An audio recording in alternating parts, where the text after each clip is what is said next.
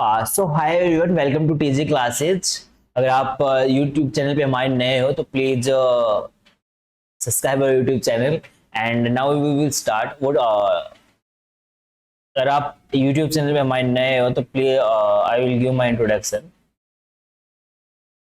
So my name is Tarun, and I have already qualified UGC NET in my first attempt, and I post graduated from Department of Commerce, Delhi School of Economics, and I graduated from Ramjas College, and I got All India rank second in Commerce Wizard, which is conducted by Institute of Chartered Accountants of India in class 12th, and I got 99 marks in 12th।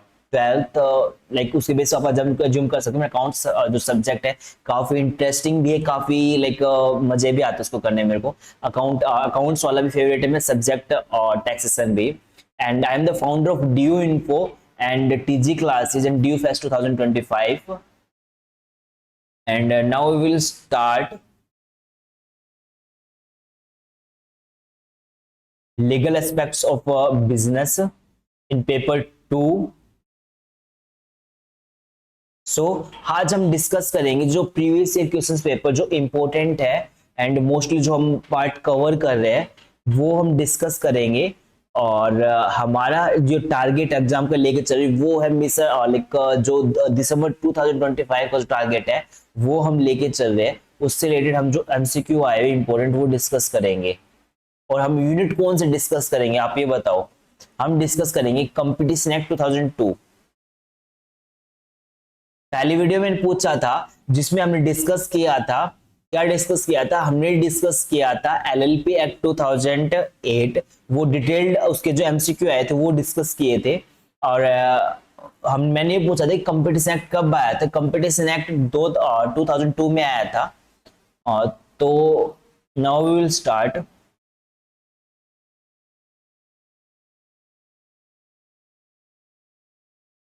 So our first question is, which of the following does not fall in the ambit of the object of the Competition Act 2002?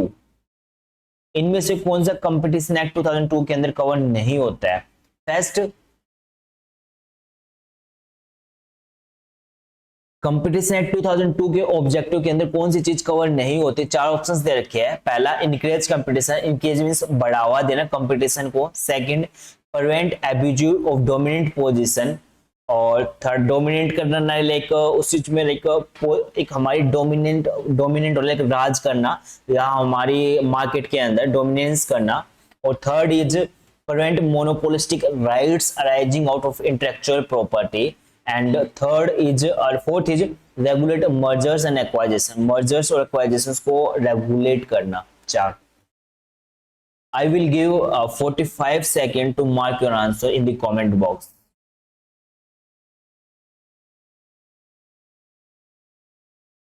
I will wait, and after it we will discuss detailed discussion about this MCQ.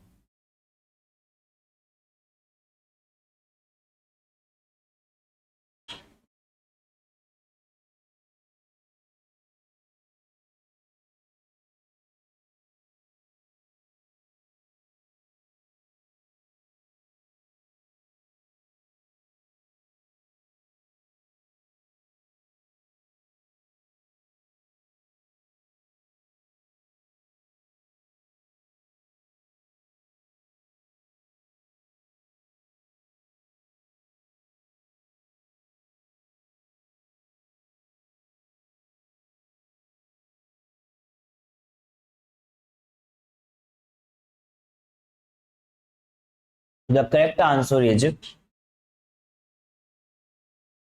which of the following does not fall in the ambit of objective of the Competition Act. Competition act के objective में कौन सी चीज नहीं आती, कौन सी इसमें feature नहीं है, ऑब्जेक्टिव कौन सा नहीं है? देखो, कंपटीशन एक्ट का काम क्या है? कंपटीशन लाइक बढ़ावा देना, जो डोमिनेंस कर राज कर रहा है उसको रोकना, प्रिवेंट करना। पहला क्या है? Encourage competition. जैसे कि उसका काम ये है कि ज्यादा से ज्यादा मार्केट के अंदर कंपटीशन हो, कोई मोनोपोली राइट ना कर, मोनोपोली ना करे। मोनोपोली मींस लाइक एक अकेली फॉर्म, अकेली जैसे कि कोई भी अकेली फॉर्म हो मार्केट के अंदर राज ना करे, खाली एक ही form.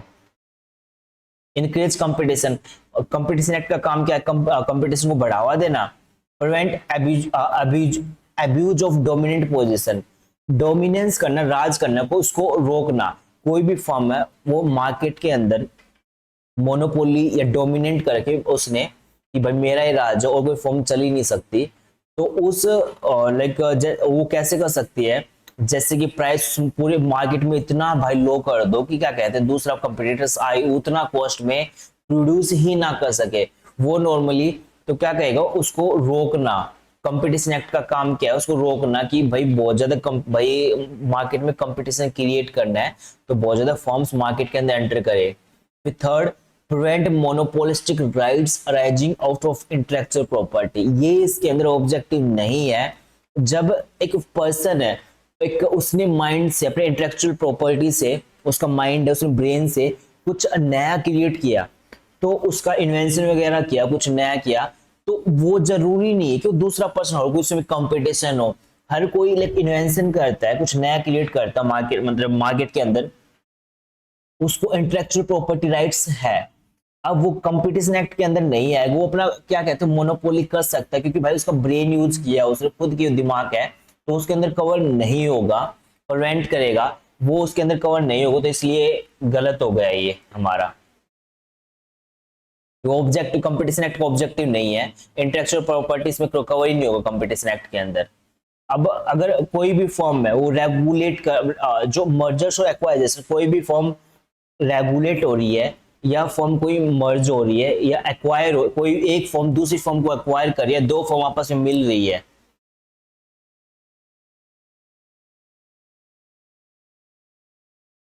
Wait for few second, my camera is disconnect, wait for 1 second, I will connect my camera.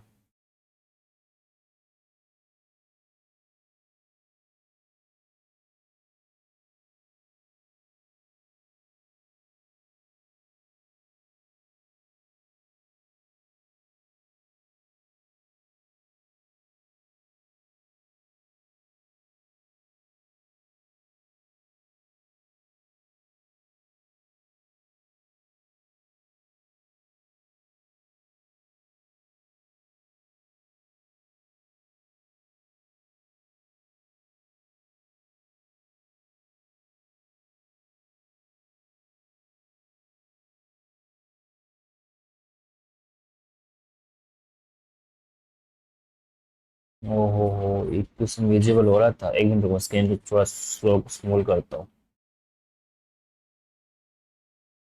Hmm.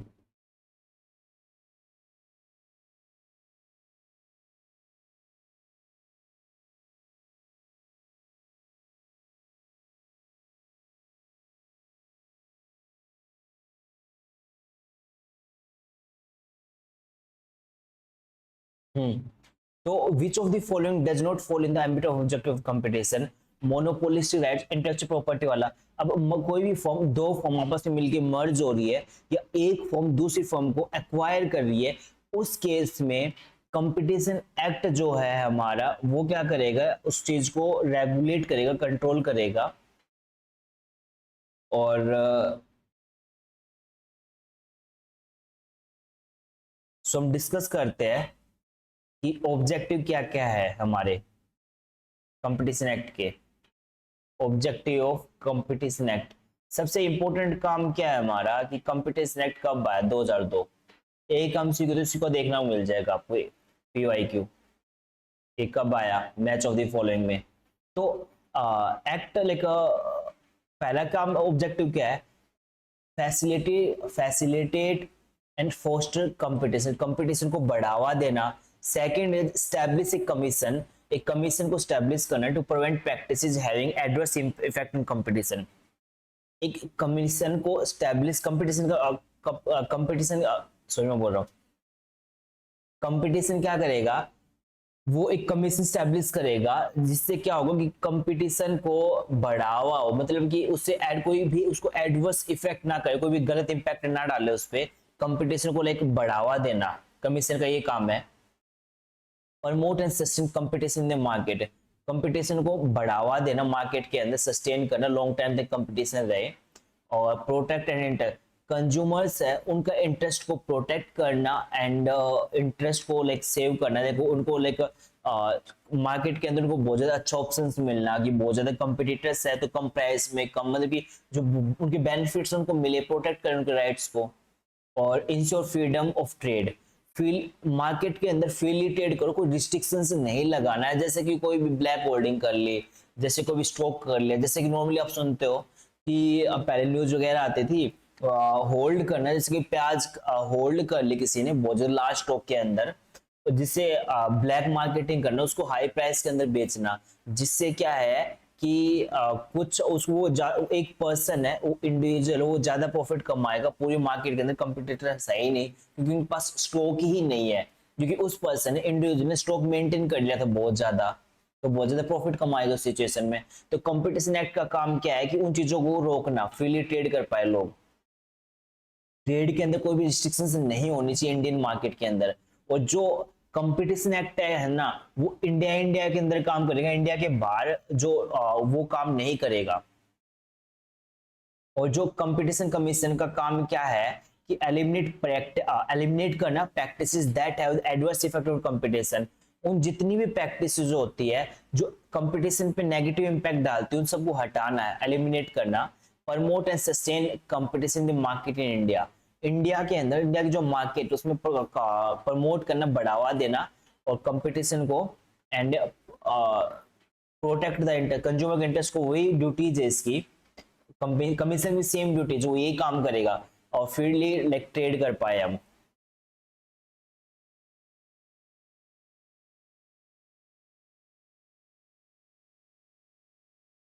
Now match of the following, अब हमारे पास ये है चार ऑप्शन और सॉरी चार लिस्ट है और उनको मैच करना है इससे। तो आई विल गिव 60 सेकेंड्स। मैं हाँ I will give 60 seconds, please mark your answer in the comment box, I will wait for 60 seconds and after it we will detailed discussion about this.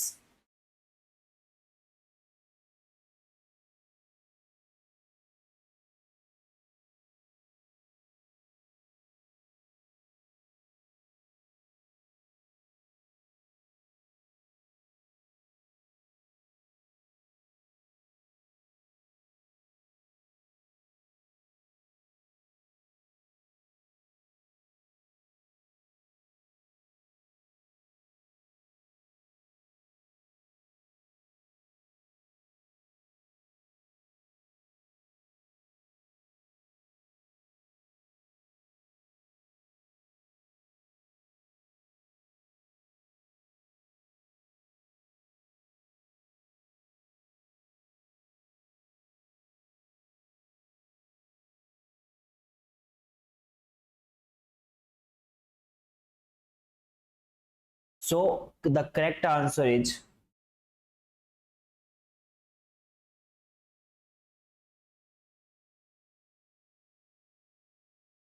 Indian contract act. Indian contract act कब आया? 1872, 1872 में।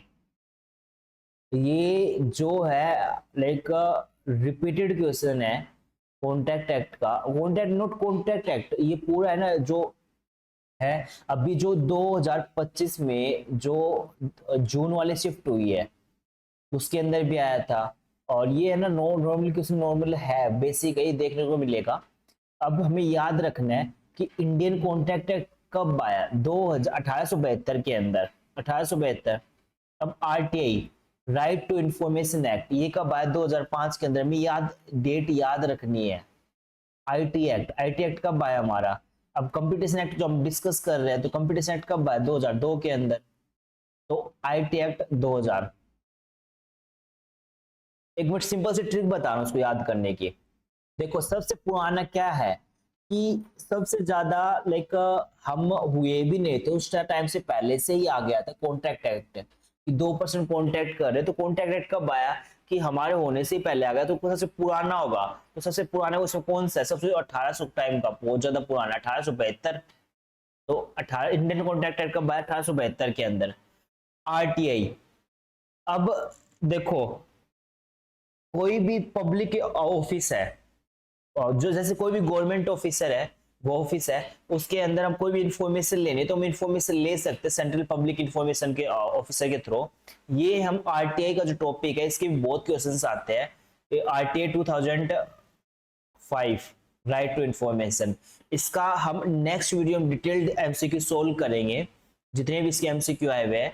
तो RTI का bye 2005 के अंदर, तो इसका हम कैसे याद करेंगे? इसका सिंपल से ट्रिक है कि मैंने आरटीआई फाइल की, जैसे कि मैंने आरटीआई फाइल की, मैंने किसको आरटीआई फाइल की? मैंने मेरी भाई क्या कहते हैं, हाँ, मेरे को आंसर शीट चाहिए एग्जाम एग्जाम, मतलब कि मैंने एग्जाम दिया आईसीआई का, तो मेरे को आंसर शीट चाहिए। मेरे को आंसर शीट कैसे निकलवाऊंगा? आरटीआई के through.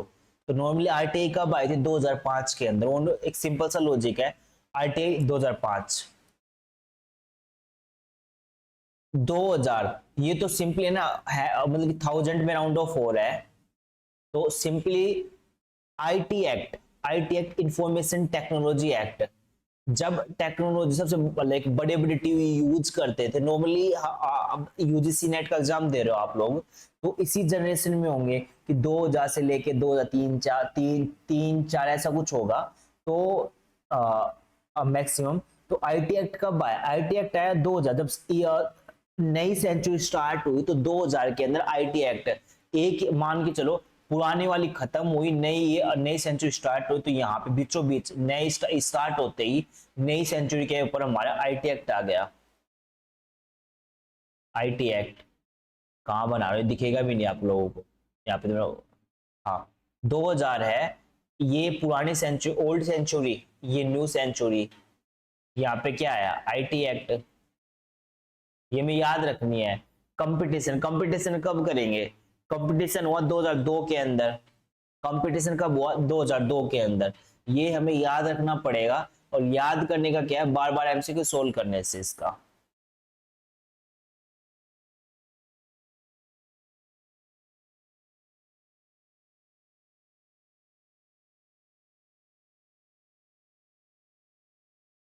Now our next question is, which of the following are the not the objective, इनमें से कौन सा इसका ऑब्जेक्टिव नहीं है of competition act 2002? Competition act 2002, इसमें से कौन सा इसका ऑब्जेक्टिव नहीं है? कंपटीशन एक्ट पहला क्या है? Ensure freedom of trade for other participants, इसमें नोट पूछा, ऑब्जेक्टिव कौन सा नहीं है? और already we have already discuss competition के ऑब्जेक्टिव क्या है। Ensure freedom of trade for other participants in incidental and connected market, provide a reasonable level of reliability and connect operations, adhere to generally accepted security procedures. Fourth is protect the interest of consumer.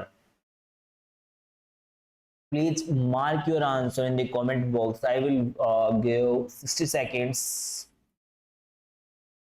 and I will wait for you. And इसके बाद हम discuss करेंगे इसका detailed वाला कि क्या कुछ है ये।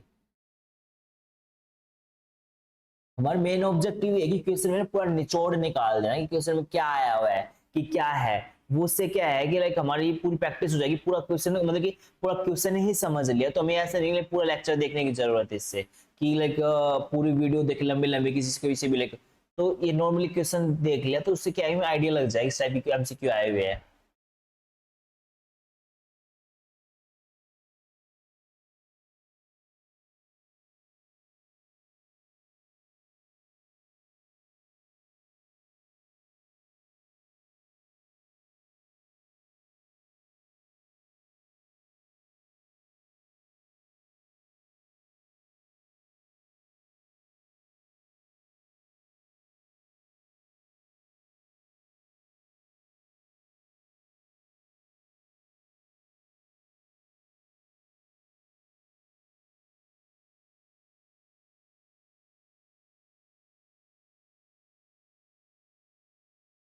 सो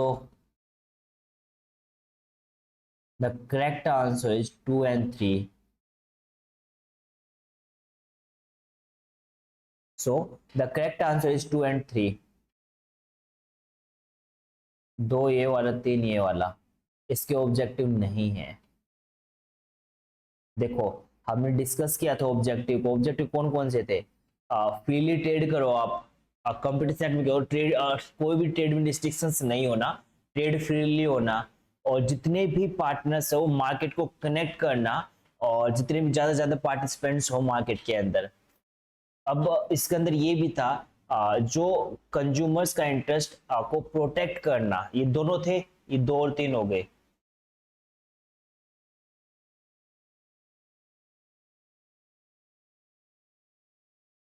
रुको रुको रुको, इसके अंदर दो और तीन है, हाँ।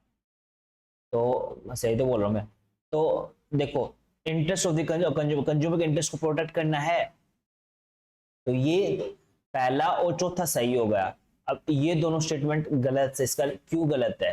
Provide a reasonable level of reliability and connect operations, ऐसा कुछ ऑब्जेक्टिव हमने डिस्कस किया था पहले? हमने ऐसा ऑब्जेक्टिव को डिस्कस नहीं किया था। रिलायबिलिटी से रिलेटेड ऐसे कुछ टर्म्स थे नहीं कंपटीशन एक्ट में, हमने डिस्कस ही नहीं किए। हमने जो डिस्कस किए तो कुछ इंपॉर्टेंट किए, तो उससे बाहर नहीं आएंगे। तो adhere to generally accepted security procedure, जो सिक्योरिटी का प्रोसीजर है, ऐसा कुछ डिस्कस। अब कंपटीशन है, उसका काम क्या है कि कंपटीशन को बढ़ाना। अब वो चीज ये फालतू की चीजों में थोड़ी फंसेगी भी, सिक्योरिटी प्रोसीजर है और नॉर्मली बढ़ावा देना, जनरली एक्सेप्टेड, ये ऐसा कुछ करती नहीं है, ऐसा ऑब्जेक्टिव है भी नहीं। उसका क्या है? कंज्यूमर के इंटरेस्ट को प्रोडक्ट, कंज्यूमर को इंटरेस्ट को प्रोटेक्ट करना, और जितने भी पार्टिसिपेंट्स मार्केट के अंदर ज्यादा ज्यादा पार्टिसिपेट करे, फ्रीली ट्रेड करे। और भी ऑब्जेक्टिव है। वो ऑब्जेक्टिव क्या क्या है?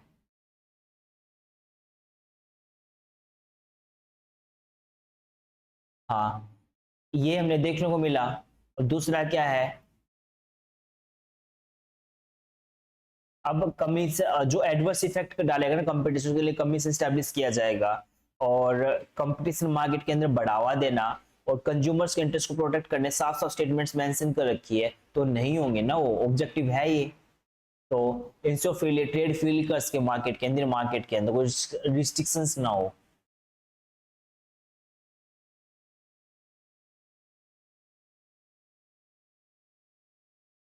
The amount of plenty for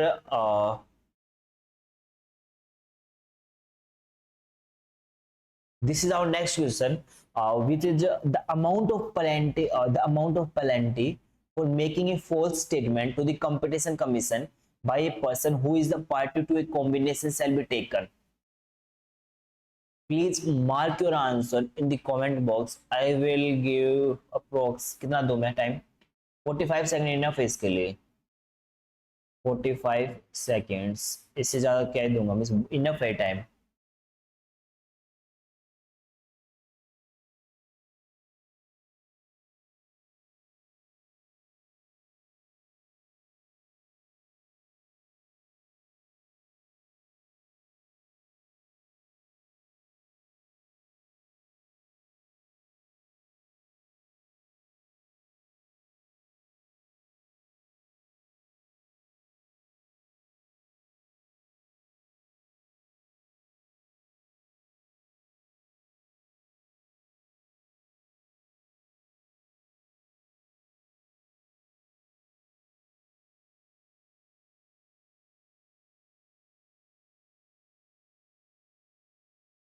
और time is over. The correct answer is 50 lakh to 1 crore. चलो 50 टू 1 करोड़ तक है। क्वेश्चन क्या है? क्वेश्चन तुम्हें पता होना चाहिए, क्वेश्चन क्या है? देखो, अब कंपटीशन कमीशन फाइन या पेनल्टी लगाएगा अगर हम, कंपटीशन कमीशन क्या लगाएगा? वो फाइन लगाएगा अगर हम गलत स्टेटमेंट्स, गलत डॉक्यूमेंट सबमिट करते हैं कंपटीशन कमीशन को। अब ये इतना फाइन क्यों है 50 लाख से 1 करोड़ के बीच में? क्योंकि वो दो पार्टीज दो ऐसी फॉर्म्स, बड़ी बड़ी फॉर्म्स, वो आपस में कंबाइन कर रही है, वो फोर्स स्टेटमेंट सबमिट करके कि हम कंपटीशन को बढ़ावा दे, बट एक्चुअली में कंपटीशन को बढ़ावा ना दे के वो फॉर्म्स कंबाइन हो रही है। कॉम्बिनेशन जैसे कि आ, हाँ, वोडाफोन आइडिया, वोडाफोन, हम इसमें नॉर्मली एग्जाम्पल ले रहे हैं। जैसे कि वोडाफोन और आइडिया है, दो फर्म्स है, दो फर्म्स आपस में भी कंबाइन हो रही है, तो ये एक टाइप का कॉम्बिनेशन है। कॉम्बिनेशन से कि अगर वो एडवर्स इम्पैक्ट, मतलब कि गलत स्टेटमेंट सबमिट करवाते हैं कंपटीशन कमीशन को, कि हम कंपटीशन को बढ़ावा, लाइक कंपटीशन में कोई भी रिस्ट्रिक्शंस या कोई भी हम प्रॉब्लम क्रिएट नहीं कर रहे हैं, अगर वो एक्चुअल में कर रहे हैं तो पेनल्टी लगाएगी कंपटीशन कमीशन। उनका कॉम्बिनेशन गलत है तो 50 लाख से लेके 1 करोड़ के बीच में लगाएगी फाइन कंपटीशन कमीशन, किसके ऊपर? जो पार्टी कॉम्बिनेशन कर रही है, मतलब दो पार्टीज आपस में मर्ज हो रही है, कंबाइंड हो रही है, उस पे।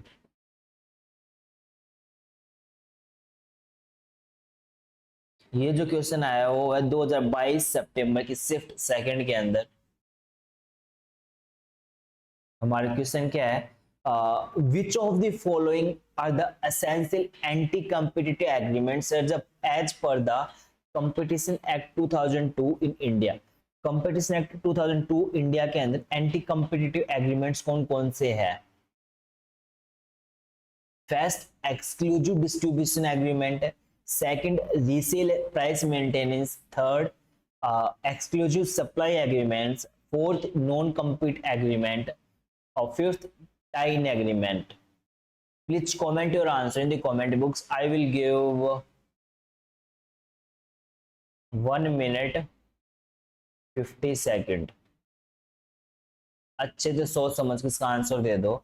अगर आपको क्वेश्चन समझ में भी नहीं आ रहे ना, एटलीस्ट आप लोग देखो, जिससे आपको समझ में आएंगे कि क्वेश्चंस कैसे किस टाइप के आ रहे, कैसे करने हैं सॉल्व, तो आपको आइडिया लगेगा। और समझ में ऐसा नहीं कि हम हिंदी में समझा रहे, बाईलिंगुअल लैंग्वेज यूज करें, हिंदी इंग्लिश मिक्सअप, और नॉर्मली आप जैसे यू पढ़ते हो स्टडी करते हो वैसे ही यूज करें, तो आपको इजिली एक्सप्लेन और इजिली अंडरस्टैंडेबल है वो चीज। तो इतनी डिफिकल्ट टफ नहीं है, कोई हलवा कोई भी चीज डिफिकल्ट नहीं है, हो जाएगा।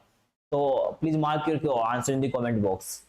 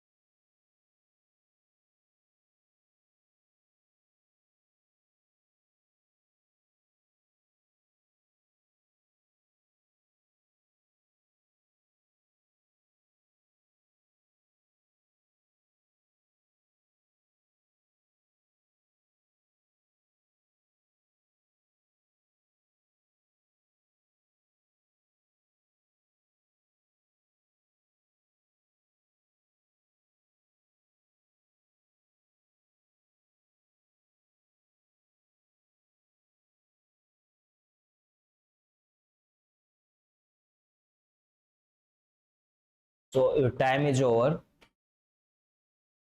So the correct answer is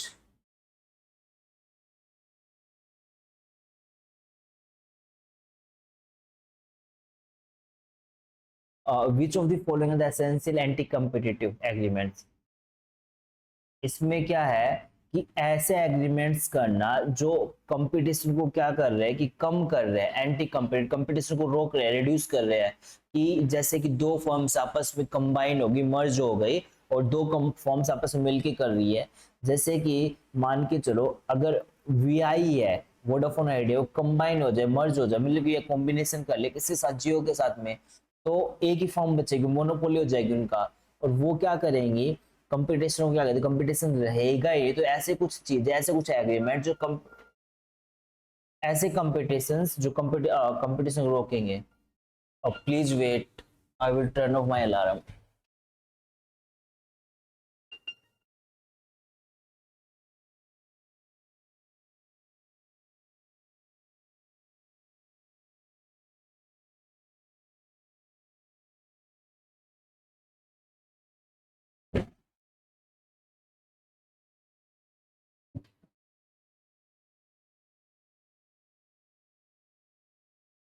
so which of the following the essential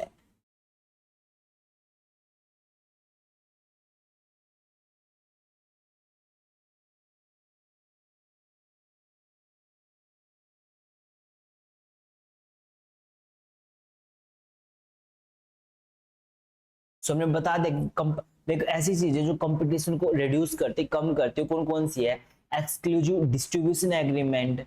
और एक्सक्लूसिव डिस्ट्रीब्यूशन एग्रीमेंट क्या है कि मान के चलो कि डिस्ट्रीब्यूशन, हाँ जैसे कि सप्लायर है वो कहता है कि मैन्युफैक्चरर है, ये मैन्युफैक्चरर है वो कहेगा कि स्पेसिफिकली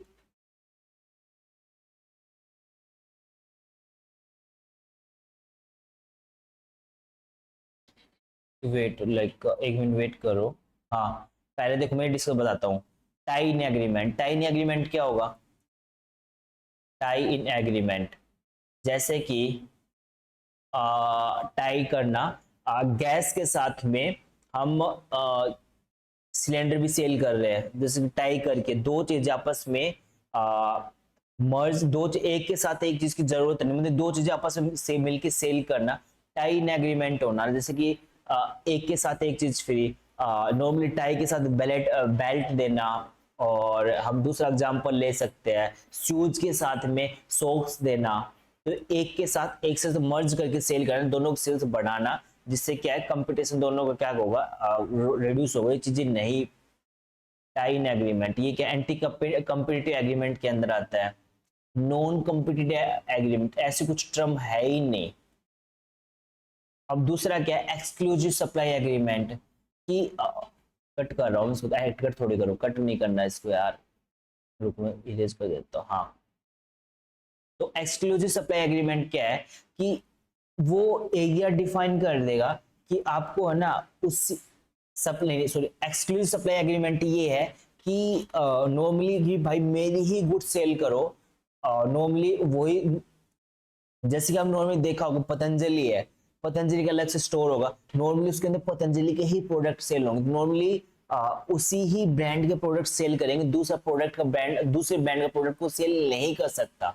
उसके अंदर एक कंडीशन रख दी सब मैन्युफैक्चरर ने कि वो ही सप्लाई करेगा, उसके अलावा दूसरे सब मेरे प्रोडक्ट की सप्लाई कर, दूसरे प्रोडक्ट की सप्लाई तो मत कर रिटेलर से। तो एक्सक्लूसिव सप्लाई एग्रीमेंट हो गई। अब थर्ड, रीसेल प्राइस मेंटेनेंस। मान के चलिए मैन्युफैक्चरर है, ये रिटेलर को सेल कर रहा है, तो रीसेल प्राइस क्या कर देना, फिक्स कर देना। अब वो रिटेलर क्या करेगा, मैन्युफैक्चर डिसाइड कर देगा भाई तेरे इसको इतने ही प्राइस में डिटरमाइन, मैन्युफैक्चर डिसाइड कर देगा ये बंदा कि तेरे को एक रीसेल करते टाइम प्रोडक्ट और कस्टमर आ रहा है, कस्टमर कस्टमर कौन है भाई, मैं आया तरुण, कि मेरे को ये प्रोडक्ट तरुण है कस्टमर, तो रिटेल क्या कर देगा, मतलब मैन्युफैक्चर क्या कर देगा भाई पहले से फिक्स है इतने प्राइस के अंदर प्रोडक्ट को सेल करना तरुण को, कोई भी कस्टमर आए तो उसके अकॉर्डिंग प्रोडक्ट को सेल करना, मतलब फिक्स प्राइस के अंदर पहले से ही प्राइस फिक्स कर दिया था मैन्युफैक्चर ने। तो ये वाला डिस्कस कर लिया हमने, टाइन एग्रीमेंट और एक्सक्लूसिव सप्लाई एग्रीमेंट और रीसेल प्राइस मेंटेनेंस। रीसेल, जब हम रीसेल करें प्रोडक्ट को प्राइस फिक्स कर देना पहले से मैन्युफैक्चर के द्वारा। एक्सक्लूसिव डिस्ट्रीब्यूशन एरिया, अब एक्सक्लूसिव डिस्ट्रीब्यूशन एरिया क्या है, एग्रीमेंट क्या है कि मैन्युफैक्चर है, मैं पहले रिलीज कर देता हूँ फिर अच्छे से एक्सप्लेन करता हूँ।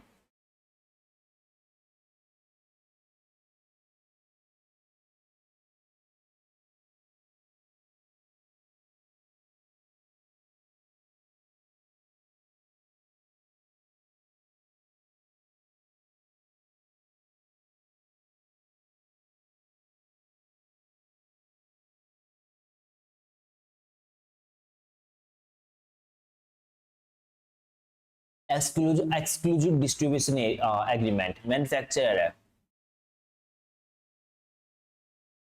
मैन्युफैक्चरर क्या कर देगा, अब ये रुको मैन्युफैक्चरर है,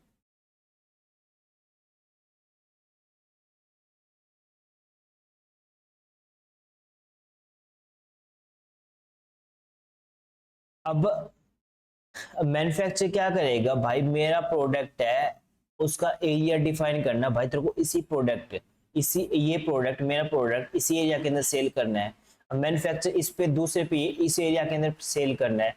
और भाई तेरे को इस एरिया के अंदर नॉर्मली जो मैन्युफैक्चर वो एरिया डिसाइड कर देगा, एरिया डिसाइड कर देगा कि नॉर्मली कोई भी प्रोडक्ट सेल कर रहे हो तो कि भाई तेरे को एरिया फिक्स किया जाएगा कि इसी एरिया के अंदर इसी रेंज के अंदर बेचना है, उस रेंज से तो बाहर नहीं बेच सकता। इसका नुकसान क्या है कि जो कस्टमर है उसको ना normally wide variety of products नहीं मिल पाएंगे क्योंकि उसका एरिया फिक्स है। उस एरिया के अंदर कौन मिलेगा, वो एक प्रॉपर मतलब वही पर्सन सेल करेगा फिक्स, उस एरिया से वो बाहर नहीं सेल कर सकता।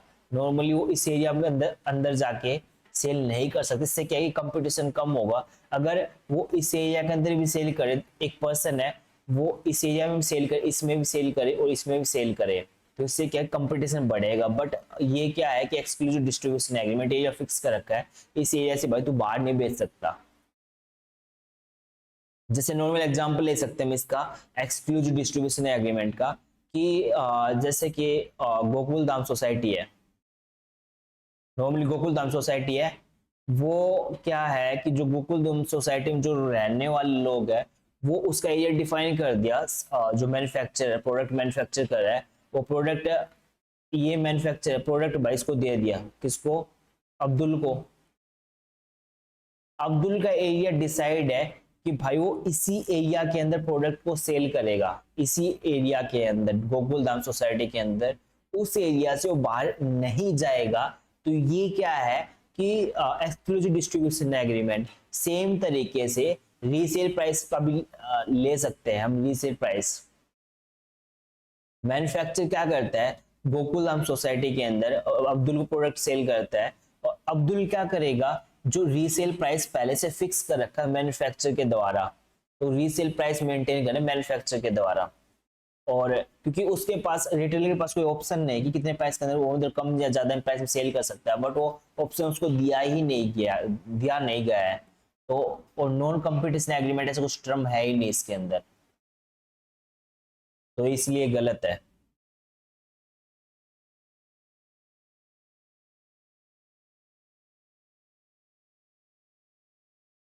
अब देखो ये नॉर्मली इसकी थोड़ा सा ओवरव्यू है, स्मॉल पार्ट। तो नॉर्मली क्या है, हॉरिजेंटल क्या हो देखो। अब हॉरिजेंटल ऐसा नॉर्मली देखो, मैं पहले मेरे को कंफ्यूजन रहती तो हॉरिजेंटल क्या होता है वर्टिकल क्या होता है।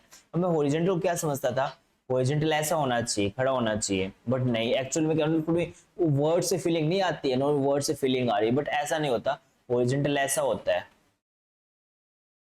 फिर इसको क्या बोलेंगे, इसको वर्टिकल बोलेंगे। अब वर्टिकल ऐसा होना चाहिए, वर्टिकल ऐसा होता है, तो अपोजिट रिवर्स कर सकते हैं इनको। अब क्या कहेगा, अब ये है क्या, ये वर्टिकल है। अब भाई साफ साफ लिख देता हूं मैं, रुको रुको फिर कंफ्यूजन ना हो। भाई अब सारी रीच करना है, मेरे को वर्टिकल समझाना है। वर्टिकल एग्रीमेंट होता क्या है, तो नॉर्मली वर्टिकल एग्रीमेंट भाई एक प्रोडक्ट बनाने वाला है, नहीं प्रोडक्ट सेल करने वाला है, वो क्या करना कि अपने साथ वाले जो कॉम्पिटिटिव फर्म्स है उनके साथ में प्रोडक्ट मिलके सेल करना। इसके अंदर कौन कौन से टाइप है, अब ये वर्टिकल के एग्जांपल, वर्टिकल के टाइप ऑफ वर्टिकल, ये वर्टिकल है।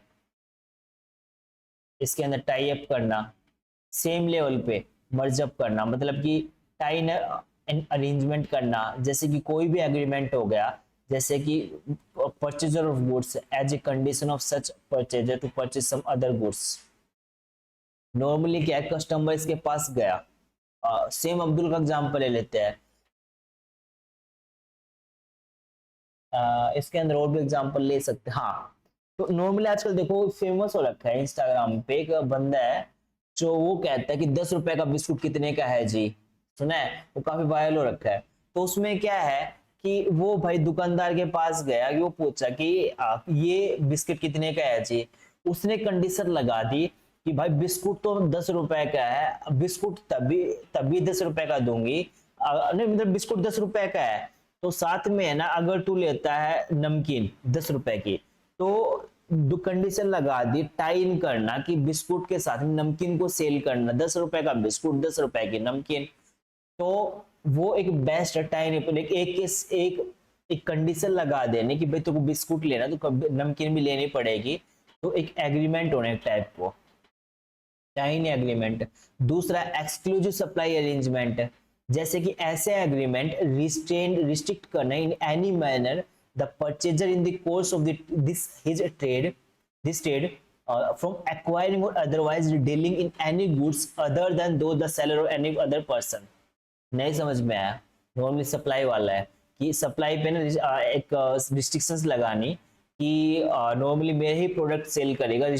देखो एक रिस्ट्रिक्ट करना एक ऐसे मैनर में द परचेजर जो बायर है, जो प्रोडक्ट बाई कर रहा है, उसके ऊपर रिस्ट्रिक्ट कर देना कि डील करेगा मेरे ही गुड्स के अंदर। जैसे कि कोई भी टायर सेल करने वाला है, वो उसको एक कंडीशन लगा दी जाए कि भाई तू सप्लाई करेगा खाली एमआरएफ टायर्स के, मेरी कंपनी के टायर्स एमआरएफ, तू खाली वो ही सेल करेगा। उसके अलावा दूसरी तू जेके के टायर्स हो गए, सीएट के टायर्स हो गए, तो वो सेल नहीं करेगा करना तेरे को। तीसरा एक्सक्लूसिव डिस्ट्रीब्यूशन अरेंजमेंट्स, डिस्ट्रीब्यूशन एक लाइक एरिया डिफाइन कर देना कि भाई उसी एरिया के अंदर ए डिस्ट्रीब्यूशन से रिलेट कर सकते एरिया। अब्दुल वाला एग्जांपल दिया था मैंने, डिस्ट्रीब्यूशन डिफाइन कर देना। एग्रीमेंट टू लिमिट और रिस्ट्रिक्ट कर देना, लिमिट कर रिस्ट्रिक्ट द आउटपुट और सप्लाई ऑफ एनी गुड्स। कोई भी गुड है, कोई भी सप्लाई है, वो सप्लाई कर रहे हैं एंटी मार्केट, उस एरिया डिफाइन कर देना या मार्केट डिफाइन कर दी, उसी ही मार्केट के अंदर प्रोडक्ट को सेल करना है, उसके अलावा दूसरी मार्केट में प्रोडक्ट सेल नहीं करना है। फिर रेफ्यूजल टू डील, ये है ना कुछ 5 पॉइंट्स है ये ना, इसके अलावा वर्टिकल एग्रीमेंट में नहीं है। रेफ्यूजल टू डील एग्जांपल इसका हम ले सकते हैं restricting by any method any person class of person to whom goods are sold. Deal करने से मना कर देना, रेफ्यूज कर देना। रिस्ट्रिक्टेड बाय एनी मेथड, कोई भी ऐसा तरीका, एक ऐसा person class of persons to whom goods are sold, मतलब एक पार्टिकुलर क्लास या पार्टिकुलर नॉर्मली क्या है रिच प्रोडक्ट बनाया, प्रोडक्ट को सेल करना अमीर रिच पर्संस को। जैसे बीएमडब्ल्यू है कि वो कहते हैं कि हम रिच पर्संस को प्रोडक्ट सेल करेंगे तो पुअर को नहीं करेंगे, तो नॉर्मली क्या करते हैं रेफ्यूजल कर देना डील को। डील का लिए क्या करना कि भाई तू पुअर के साथ डील नहीं करेंगे। नॉर्मली ये एज ए एग्जांपल ले रहा हूं मैं ताकि इजी थोड़ा समझ में आए। तो रेफ्यूजल टू डील। फोर्थ क्या आएगा resale price maintenance. Resale price maintenance क्या आएगा example selling goods with condition और resale at stipulated price. Product को हम रीसेल कर रहे हैं, उसका प्राइस पहले से जो सेलर है वो डिटरमाइन कर देगा, भाई तो प्रोडक्ट इतने में रीसेल करना है तो फिक्स कर देना।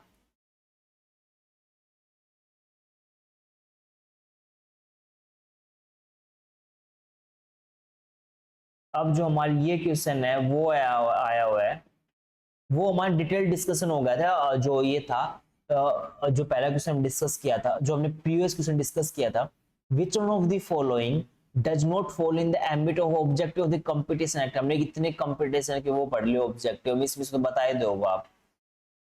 तो comment your answer in the comment box. 45 second का टाइम दे रहा हूं।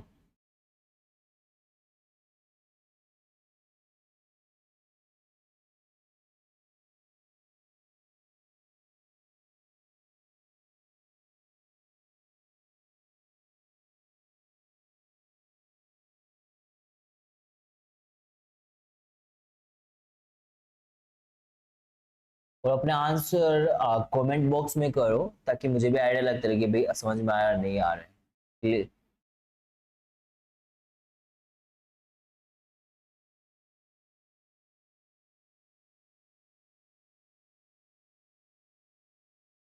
साथ साथ देख रहे हो ना तो कमेंट में करते हो, आपको आइडिया लग जाएगा। थोड़ा लिखोगे कमेंट में करोगे तो आपको भी आइडिया लग जाएगा कि भाई ठीक है, मेरे को नहीं याद रहेगा, तुम्हें लाइक तुम लोगों को याद रहेगा उससे थोड़ा बहुत भी उस टाइम पे ना तुरंत दिमाग में कैच कर पाएगा उस चीज, दोबारा से मार्क करोगे तो आंसर। तो इसका सही आंसर क्या है प्रिवेंट मोनोपोलिस्टिक राइट्स। अरे जो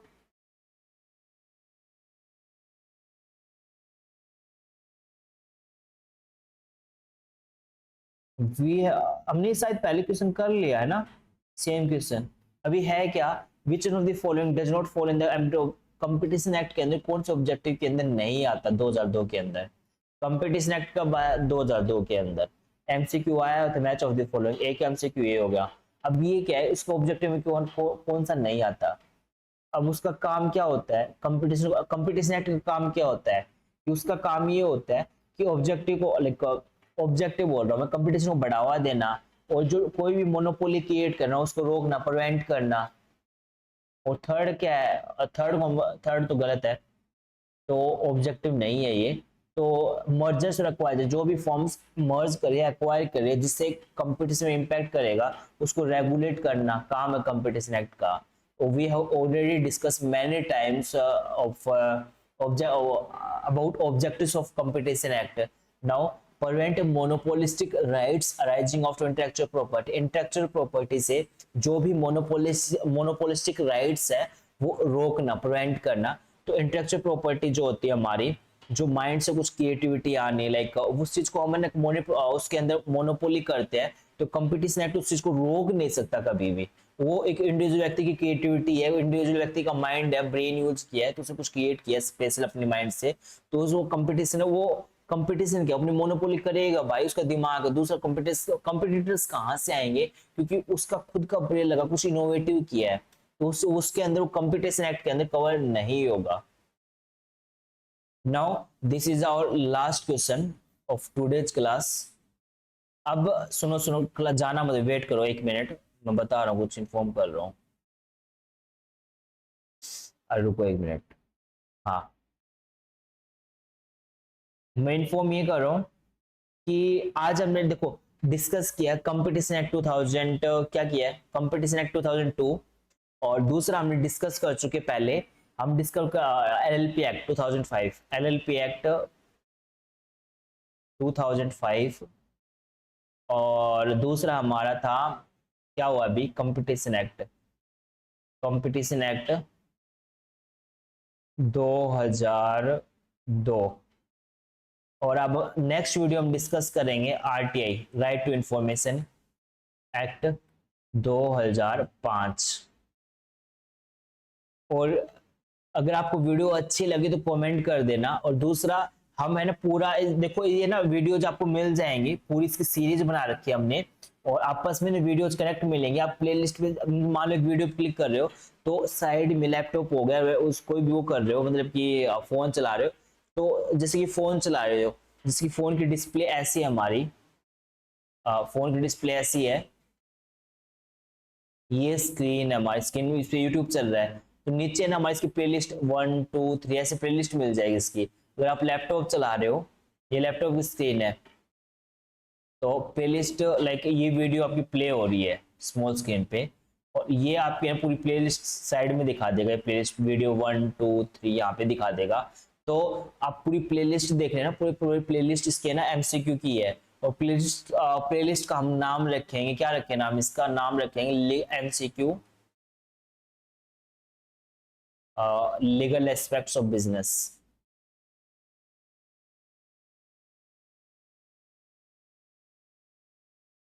Till then, subscribe our YouTube channel and share with your friends, and please share this video in your group also. Till then, subscribe our YouTube channel, and आपको next video किस topic से related चाहिए comment जरूर करो, क्योंकि हमें idea लगेगा क्या टॉपिक आपको पढ़ना है, क्या स्टडी करना है, एमसीक्यू किसके चाहिए, तो कमेंट जरूर करो। Till then subscribe our YouTube channel. Thank you.